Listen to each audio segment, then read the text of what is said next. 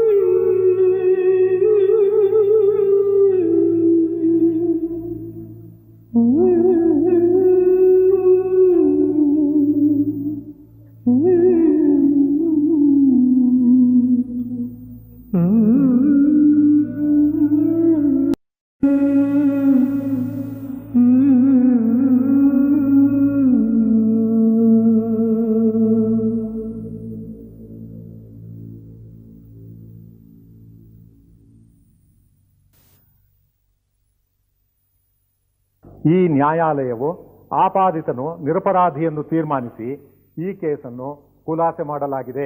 ನನ್ನ ಮೇಲೆ ಕಂಪ್ಲೇಂಟ್ ಕೊಡ್ತೀಯಾ? ಪಟೇಲನ್ನು ಸಾಯಿಸಿದ್ದಕ್ಕೆ ನನಗೆ ಫಾಸಿ ಆಗುತ್ತೆ ಅದಕ್ಕೊಬ್ಬರ ಇದೆ. ನೀವೊಂದು ಕೆಲಸ ಮಾಡಿ ಕಂಟಿ ಜೋಸ್ಲೆ, ತಕ್ಷಣ ಎಲ್ಲಾದರೂ ಹೋಗಿ ತಲೆ ಮರೆಸ್ಕೊಡಿ. ಸಾತು, ನೀ ಇಲ್ಲೇ ಇದ್ರೆ ನಿಂಗೆ ವಿಶ್ರಾಂತಿನೇ ಸಿಗಲ್ಲ. ನೀ ಯಾಕೆ ಈಗಲೇ ಹೆರಿಗೆಗೆ ಅಂತ ನಿನ್ನ ತವ್ರ ಮನೆಗೆ ಹೋಗ್ಬಾರ್ದು? ಆದರೂ ನಾನು ಸುಮ್ಮನಿರಲ್ಲ. ಈ ಹೆರಿಗೆ ಒಂದಾಗಲಿ, ಆ ತಾಯಿ ಮಕ್ಕಳನ್ನ ಸರಿದಾರಿಗೆ ತರದೇ ಇದ್ರೆ ಆ ಕೇಳಿ. ಸಾತು, ಅಂತೂ ನಿನ್ನ ಮನಸ್ಸಿನಲ್ಲಿ ಏನೋ ಹೊಂಚಾಗ್ತಾ ಇದೆಯಾ?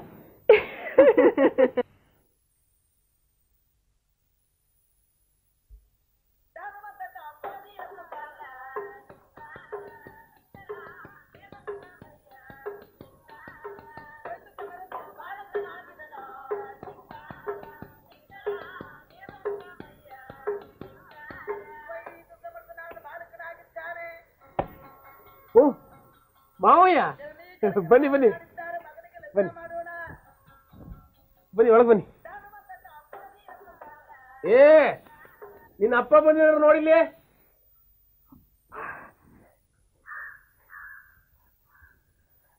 ಅಪ್ಪ ಬನ್ನಿ, ಅಪ್ಪ ಬನ್ನಿ.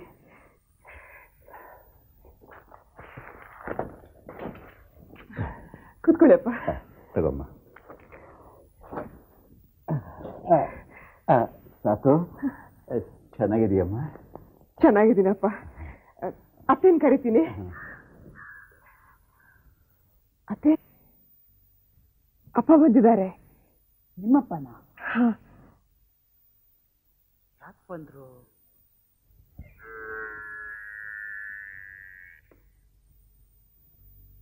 ಓ, ಬನ್ನಿ ಬನ್ನಿ. ಮನೆ ಕಡೆ ಎಲ್ಲ ಆರೋಗ್ಯವಾ? ಏನ್ ವಿಷಯ, ಇಷ್ಟೊಂದು ತರಾತುರಿಲ್ ಬಂದಿದ್ದೀರಿ? ಕಾಗದ ಬಂದಿತ್ತಲ್ಲ, ಮಗಳನ್ನ ಕರ್ಕೊಂಡು ಹೋಗೋಣ ಅಂತ ಬಂದೆ. ಕಾಗದ ಕಾಗದ ಇರ್ಬಾರ್ದವ್ರು.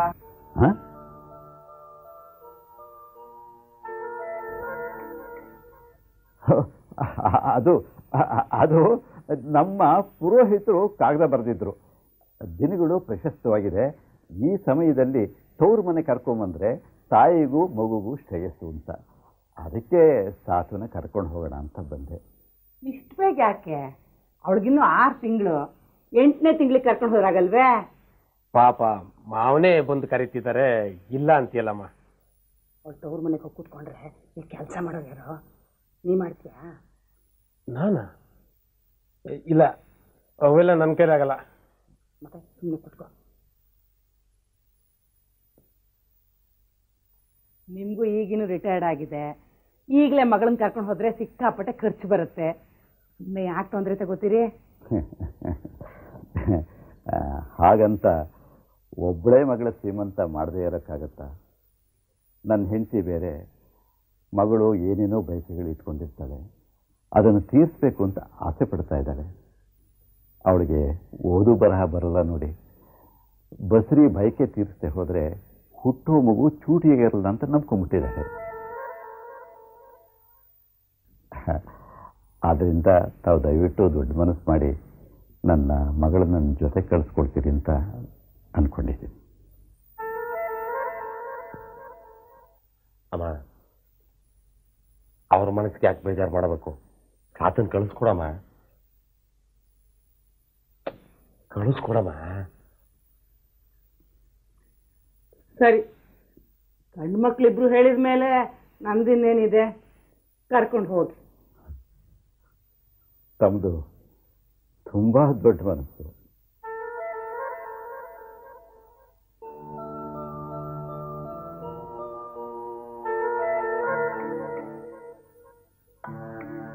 ವಾರ್ಗಿತ್ತೀರಿಬ್ರು ಸೇರ್ಕೊಂಡು ನಾಟಕ ಆಡಿದ್ರೇನೆ.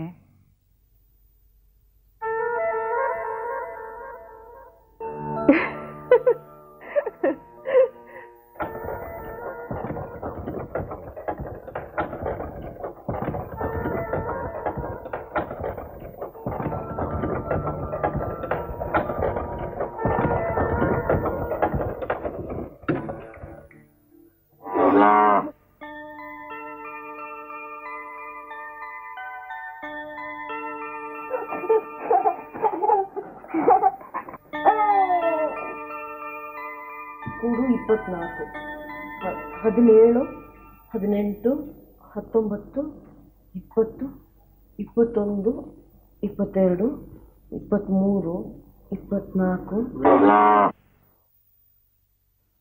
ಹಸುವಾಗ್ತಾ ಇದೆಯಾ? ಬಂದೆ ತಡಿ. 24,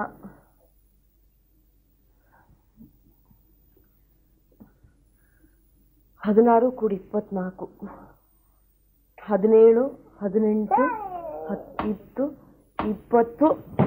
ಏ ಪಾರ್ವತಿ, ಆ ಕಡೆ ಹೋಗಿ ಆಡ್ಕೊಳೆ. ನನ್ನ ಲೆಕ್ಕ ಎಲ್ಲ ತಪ್ಪಾಗುತ್ತೆ.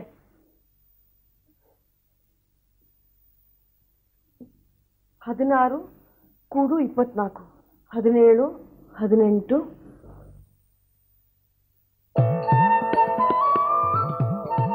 ಅಯ್ಯೋ, ನನ್ನ ಲೇಖನಿ ಕೊಡಮ್ಮ, ಕೊಡು ಪಾರ್ವತಿ, ಕೊಡೆ. ನೀನ್ ಜಾಣ ಮರಿಯಲ್ಲ, ಕೊಡು. ಆಟ ಆಡಿದ್ರೆ ಹಾಳಾಗತ್ತೆ, ಕೊಡಮ್ಮ, ಕೊಡು. ಅಯ್ಯೋ ಕೊಡೆ. ಅಯ್ಯೋ, ಅದ್ರೊಳಗೆ ಯಾಕೆ ಹಾಕ್ದೆ? ಕೊಡಮ್ಮ. ಏನ್ ಮಾಡ್ತಾ ಇದೀಯಾ ಪಾರ್ವತಿ? ಅಯ್ಯೋ, ಇದ್ರ ಮುರಿದು ಹೋದ್ರೆ ಹಾಸನದವರೆಗೂ ತಿಪ್ಟೂರ್ವರೆಗೂ ಹೋಗ್ಬೇಕು ಹೊಸ ತರೋಕೆ. ಬಾ, ಸ್ವಲ್ಪ ಈ ಮಗುನ ಆಟ ಆಡಿಸ್ತೀರಾ?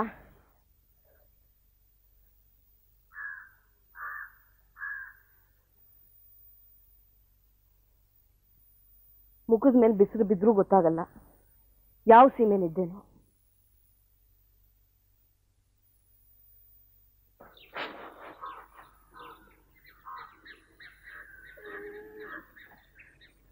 ಅಷ್ಟೇ, ರಾತ್ರಿ ಫಲಹಾರಕ್ಕೆ ಹೆಸರು ಕಾಳು ಆರಿಸ್ತಾ ಇದ್ದೀರಾ? ನಾನೇ ನಿಮ್ಗಾಗಿ ರಾತ್ರಿ ಹೊತ್ತು ಊಟ ಮಾಡ್ತೀನಿ, ಫಲಹಾರಕ್ಕೆ ಉಸ್ಲಿ ಮಾಡ್ಕೊಳ್ಳೋಣ ಅಂತ ಕಾಳು ಆರಿಸ್ಕೊತಾ ಇದ್ದೀನಿ. ಅದು ಸಾಲ ಖೈರು ಮುಗಿತಾ ಬಂತು, ಲೆಕ್ಕ ಬರೆಯೋದು ಬೆಟ್ಟದಷ್ಟಿದೆ. ಭಾನುವಾರ ಸೋಮವಾರದೊಳಗೆ ದ್ಯಾವರ್ಸೇನವ್ರು ಬರ್ತೀನಿ ಅಂತ ಹೇಳಿದ್ದಾರೆ. ಅಷ್ಟರೊಳಗೆ ನಾನು ಲೆಕ್ಕ ಬರೆದು ಮುಗಿಸ್ಬೇಕು. ಇದನ್ನೆಲ್ಲ ನನ್ನ ಕೈಲಿ ಯಾಕೆ ಹೇಳ್ಕೊತಾ ಇದೀನಿ? ನನಗೇನಾದ್ರು ಲೆಕ್ಕ ಬರೆಯೋಕೆ ಬಂದಿದ್ರೆ ಬರ್ಕೊಡ್ತೀನಿ ಇಷ್ಟ ಅಂದಿರ್ತಿದ್ದೆ.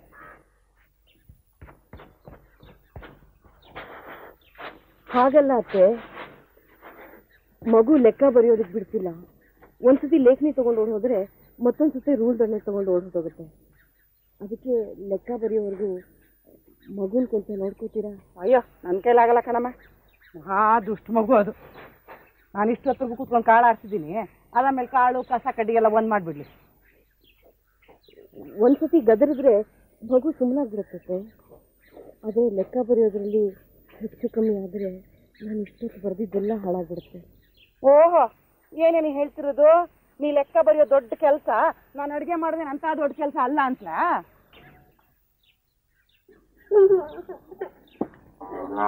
ಇಲ್ಲಿ ನೋಡು, ಆ ಹಸು ಒಂದೇ ಸಮ ಕೂಗ್ತಾ ಇದೆ, ಹೋಗಿ ಸ್ವಲ್ಪ ಮೇಯಿಸ್ಕೊಂಬ.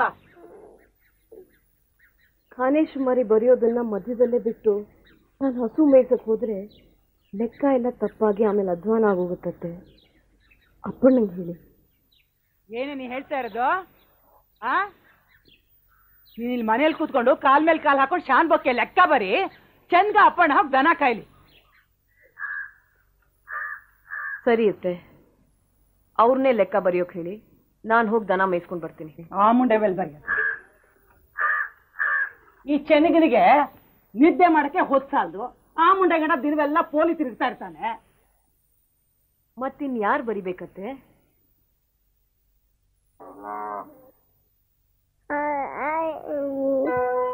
ಏ ಪಾರ್ವತಿ, ಏನ್ ಮಾಡ್ತಾ ಇದೀಯ? ಅಯ್ಯೋ, ಏನು ಮಾಡ್ತಾ ಇದೀಯಾ?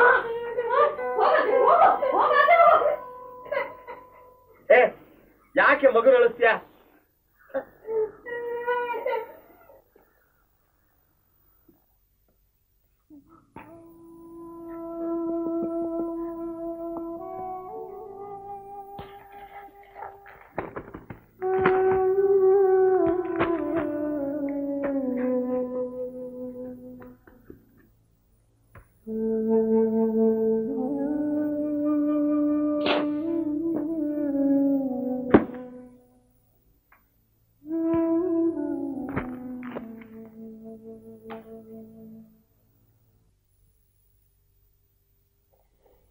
ಇನ್ನೊಂದ್ಸತಿ ಲೆಕ್ಕ ಎಲ್ಲ ಬರಿಬೇಕಾಯ್ತಲ್ಲಪ್ಪ.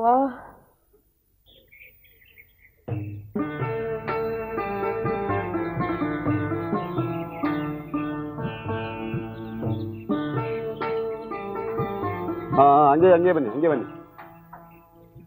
ಕಾಲು ಹಂಗೆ ಬನ್ನಿ, ಹಂಗೆ ಬನ್ನಿ. ನಿಧಾನಕ್ಕೆ ಹೋಗಿ.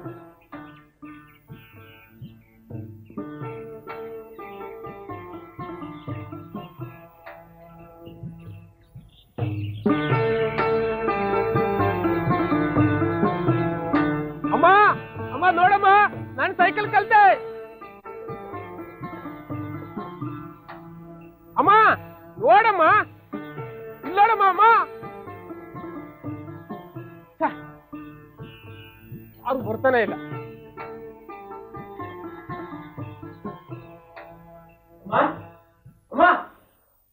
ಅಮ್ಮ ನಾನಿವತ್ತು ಸೈಕಲ್ ಹೊಡೆಯೋದು ಕಲ್ತೆ. ಅದಕ್ಕೇನಂತೀಗ? ಒಂದ್ಸಲ ಬಂದು ನೋಡಮ್ಮ. ಅಯ್ಯೋ ಹೋಗ, ನನ್ಗದಕ್ಕೆಲ್ಲ ಪುರ್ಸತ್ತಿಲ್ಲ. ಇವತ್ತು ರಂಗಣ್ಣವ್ರ ಸೈಕಲ್ ಶಾಪಿಂದ ಬಾಡಿಗೆಗೆ ಸೈಕಲ್ ತಗೊಂಡು ಬಂದೆ. ಒಪ್ಪತ್ನಲ್ಲಿ ಸೈಕಲ್ ಕಲಿಯಲೇಬೇಕು ಅಂತ ಹಠ ಮಾಡಿ ಸೈಕಲ್ ಕಲ್ತೇ ಬಿಟ್ಟೆ. ಪೆಟ್ಲು ತುಳಿದು ಕಾಲೆಲ್ಲ ನೋಯ್ತಾ ಇದೆ. ಹಸುವಾಗಿ ಹೊಟ್ಟೆಲ್ ಬೆಂಕಿ ಹಾಕಿದಾಗಿದೆ. ಅಮ್ಮ ಒಂದು ದೊಡ್ಡ ನೀರು ಕೊಡಮ್ಮ. ಇವತ್ತು ಏನಿದ್ರು ಒಂದು ಅರ್ಧ ಸೇರಿ ಅಕ್ಕಿ ಅನ್ನ ಊಟ ಮಾಡ್ಬೇಕು ನಾನು. ಹಂಗೆ ಸ್ವಲ್ಪ ಬೇಗ ತಟ್ಟೆ ಹಾಕು. ನೀನಲ್ಲಿ ಬಕಾಸು ನಂಗೆ ಅರ್ಧ ಸೇರಕ್ಕಿ ಅನ್ನ ಊಟ ಮಾಡೋದಕ್ಕೆ ಅಡಿಗೆ ಮಾಡಿಟ್ಟಿರೋ ಯಾರು?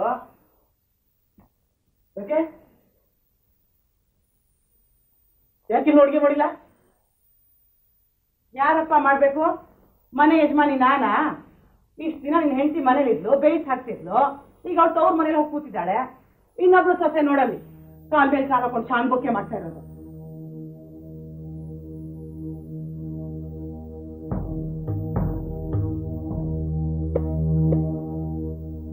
ಯಾಕತ್ಗೆ ಇನ್ನೂ ಅಡಿಗೆ ಮಾಡಿಲ್ಲ? ಅತ್ತೆ ಮಾಡ್ತಾರೆ ಅನ್ಕೊಂಡಿದ್ದೆ, ಆಗಲ್ಲ ಅಂತ ಹೇಳಿದ್ರೆ ನಾನೇ ಮಾಡ್ತಿದ್ದೆ. ಹೌದು ಕಣೆ, ಸೊಸೆ ಆದವಳು ನೀನು ದೊಡ್ಡಾಗಿ ಹಾಕಿ ದೌಲತ್ ಮಾಡ್ಕೊಂಡಿರೋ. ನಾನು ಅತ್ತೆ ಸ್ವಚ್ಛ ಗಿಚ್ಚಾಗಿ ಎಲ್ರಿಗೂ ಬೇಯಿಸಾಕ್ತೀನಿ.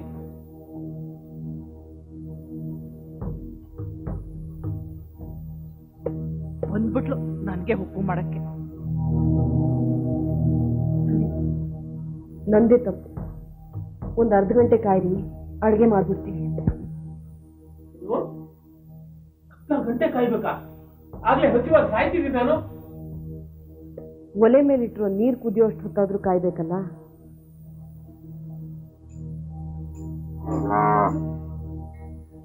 ಆ ಹಸು ಬೇರೆ ಅಷ್ಟೊತ್ತಿಂದ ಕೂಗ್ತಾ ಇದೆ. ಅದಕ್ಕೊಂದಿಷ್ಟು ಹುಲ್ಲು ಹಾಕಿ ನೀರು ಕುಡಿಸಿ ಅಷ್ಟೊಂದು ಅಡುಗೆ ಮುಗಿಸಿರ್ತೀನಿ. ನನಗೆ ಸುಸ್ತಾಗಿದೆ, ನಾನೊಂದ್ಸಲ ಮಾಡಕ್ಕಾಗಲ್ಲ. ಅಡಿಗೆ ಆದ್ಮೇಲೆ ನೀವೇ ಬೇಕಾದ್ರೆ ಮಾಡ್ಕೊಳ್ಳಿ. ದಿನಕ್ಕೆ 2 ಸತಿ ನೊರೆಯಾಗಿ ಪಾತ್ರೆ ತುಂಬಾ ಹಾಲು ಮಾತ್ರ ಕೊಡ್ಬೇಕು. ಆದ್ರೆ ಆ ಹಸುನ್ ಯಾರು ನಿಗಾ ಮಾಡಲ್ಲ ಅಂದ್ರೆ ಹೇಗೆ? ಆ ಮೂಕ ಪ್ರಾಣಿಗೆ ಬಾಯಿ ಇದ್ದಿದ್ರೆ ಶಾಪ ಹಾಕ್ತಿತ್ತು ಏನೋ. ಏನೇ ಅದು ಬೊಗಳ್ತಿರೋದು ಕತ್ತೆ ಬೋಸುಡಿ? ಆ ದೇವ್ರು ನಮಗ್ ಶಾಪ ಹಾಕ್ಲಿ ಅಂತ್ಯಾ?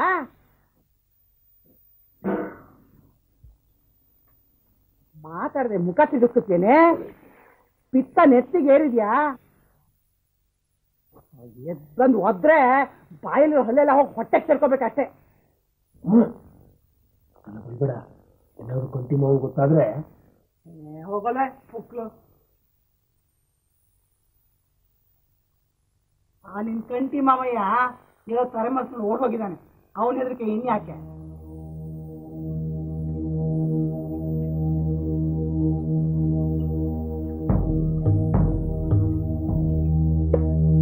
ಯಾಕಂದ್ರೆ ಹಿರಿಯರಂದ್ರಷ್ಟು ಮರ್ಯಾದೆ ಬೇಡ. ಅಮ್ಮ ಮಾತಾಡ್ತಿದ್ರೆ ಯಾಕೆ ಮಾತಾಡಿಲ್ಲ ನೀವು? ಮರ್ಯಾದೆ ಕೊಟ್ಟೆ ನಾನು ಹೇಳಿದ್ದೀನಿ. ಅವ್ರ ಮಾತಿಗೆ ಎದುರು ಮಾತಾಡ್ತಿಲ್ಲ. ಅತ್ತೇನೆ ಮಾತ್ಗೂ ನನ್ನ ರಂಡೆ ಮುಂಡೆ ಅಂತ ಬೈತಿರ್ತಾರೆ. ನಾ ಕೆಟ್ಟ ಮಾತೆಲ್ಲ ಬೈತಿರ್ತೀನ? ಅದ್ಯಾವ ಬೋಳಿ ಮಗ ಹಾಗೆ ಹೇಳ್ದವನು? ಕರ್ಕೊಂಬ ಇಲ್ಲ ಅವನ್ನ ಉಗಿದು ಉಪ್ಪಿಗೆ ಹಾಕ್ಬಿಡ್ತೀನಿ ಇವತ್ತು. ಒಯ್ದಿದ್ದು ಈ ತಾಸ್ಕಿನ ಕಣೋ. ಅಪ್ಪಣ್ಣ ಊರಲ್ಲೆಲ್ಲ ಪೊಲೀಸ್ ತಿರುಗ್ತಾ ಇರ್ತಾನೆ. ಅವ್ನ್ ದನ ಕಾಯಕ್ಕೆ ಆಯ್ತು ಅಂತ ಹೇಳಿದ್ ಯಾರೇ? ಹೌದಾ? ಹಂಗಂದ್ರ ನೀವು? ನಾನು ಆ ಮಾತು ಹೇಳಿಲ್ಲ. ಮತ್ತಿನ್ಯಾರು ಹೇಳಿದ್ದು? ನಾನಾ? ಹೋಗಳೆ.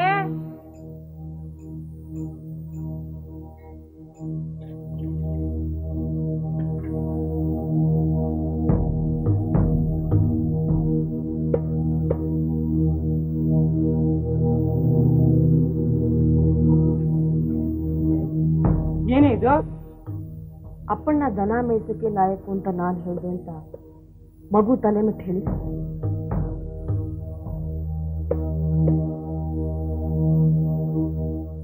ಹಾಗಂತ ಹೇಳಿಲ್ದೇ ಇರ್ಬೋದು. ಈ ಮನೇಲಿ ನಾನು ಒಬ್ಳೆ ಕೆಲಸ ಮಾಡುದು ಅಂತ ಹೇಳಿಲ್ಲ. ಯಾಕೆ ಸುಮ್ಮನೆ ಸುಳ್ಳು ಹೇಳಿ ಜಗಳ ಹಾಕಿಡ್ತೀವಿ?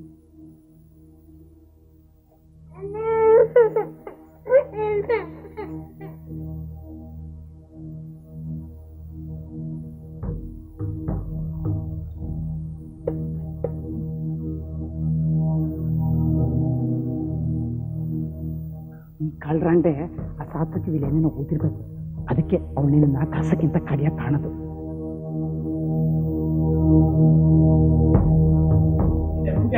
ನನ್ ತಂಟೆ ಗೊತ್ತಾ?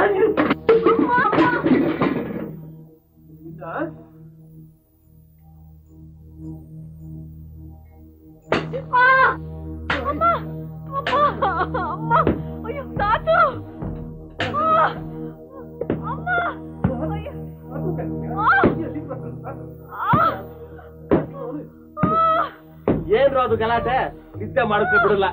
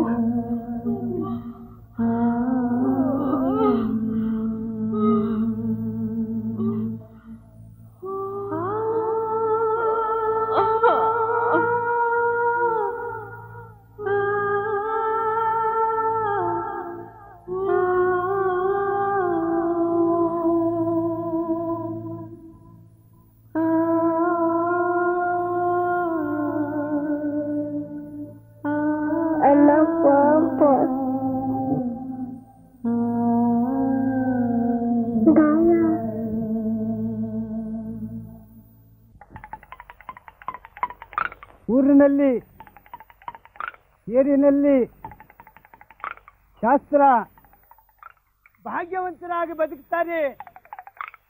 ಏಂದ್ರೆ ಬಹಳ ಸವಿಕ್ಯದಿಂದವ್ರೆ. ಏಂದ್ರೆ ದಾನಕ್ಕೆ ಬಂದವರಿಗೆ ಇಲ್ಲ ಅಂತ ಹೇಳ್ತಾರೆ. ಅಂಬ್ಲಿ ಇಲ್ದ ಹೋದ್ರು ಕೂಡ ಒಬ್ಬ ಹುಳ್ಳಿಕಾಳು ಉಪವಾಸ ಆದರೂ ಕೊಡ್ತಾರೆ. ಬಡವ್ರ ಮನೆಯಲ್ಲಿ ಏಂದ್ರೆ ಯಾವತ್ತೂ ಕೂಡ ಭಾಗ್ಯ ಇದ್ರೂ ಕೂಡ ಮುಂದಕ್ಕೆ ಹೋಗಂತ ಹೇಳ್ತಾರೆ. ಬುಡಬಡಿಕೆ ತಿಮ್ಮಯ್ಯನಿಗೆ ಧರ್ಮ ಕೊಟ್ಟು ಆಶ್ರಯ ಪಡೀರಿ. ಶಿವ ನಿಮಗೆ ಪಾರ್ವತಿ ಪರಮೇಶ್ವರ ಒಳ್ಳೇದು ಮಾಡಲಿ. ಸಾರುತ್ತಾ ಬಂದು ಊರಿನಲ್ಲಿ ಏರಿನಲ್ಲಿ ಶಾಸ್ತ್ರ ಹೇಳ್ತೀನಿ, ಸುಳ್ಳು ಶಾಸ್ತ್ರ ಹೇಳುವುದಿಲ್ಲ, ಎಲ್ಲ ಡಿಟೇಲ್ ಶಾಸ್ತ್ರನೇ.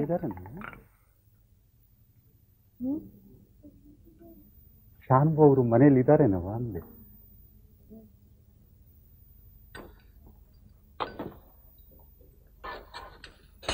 ಶಾನ್ಭೋಗ್ರೆ, ಶಾನ್ಭೋಗ್ರೆ, ನಾವೊಂದ್ಲೆ ಅವನು ಅನ್ಕಂಡ್ಕ ಊಟಕ್ಕೆ ಕೂತ ಕರಿಯೋನು. ಶಾನ್ಭೋಗ್ರೆ, ಶಾನ್ಭೋಗ್ರೆ, ಅದ್ ಯಾಕೆ ಹಂಗೆ ಹೆಚ್ಚು? ಸ್ವಲ್ಪ ಶಾನ್ಭೋಗ್ರನ್ನ ಕರೀರಿ ತಾಯಿ. ಶಾನ್ಭೋಗ್ರ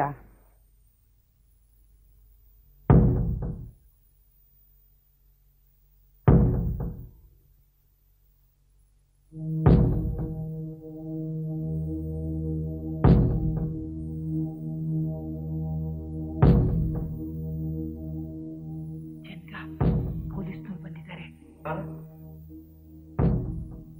ಪೊಲೀಸ್ನವರ ನೀನ್ ನೋಡ್ಬೇಕಂತೆ.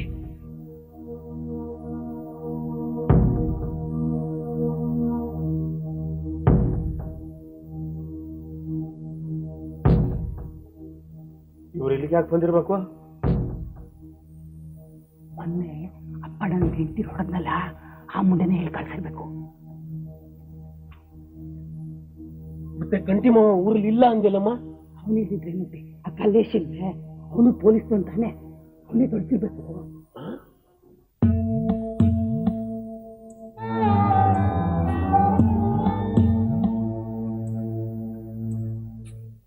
ಒಡಲ ತುಂಬ ಬವಣೆ ಕೆಂಡ ಮಡಿಲು ಕುದಿವ ಕಡಲು,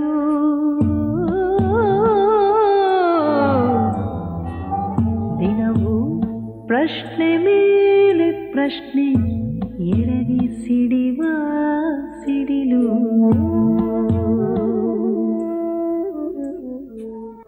ಎಲ್ಲ ಸಹಿಸಿ ಮುಂದೆ ಪಯಣ ಬದುಕೆ ವಿಸ್ಮಯ ರಂಗ, ಎಲ್ಲೋ ಅಡಗಿ ಕುಳಿತ ಬಾಣ ಇರವು ವಿಷಮ ಸಂಗ,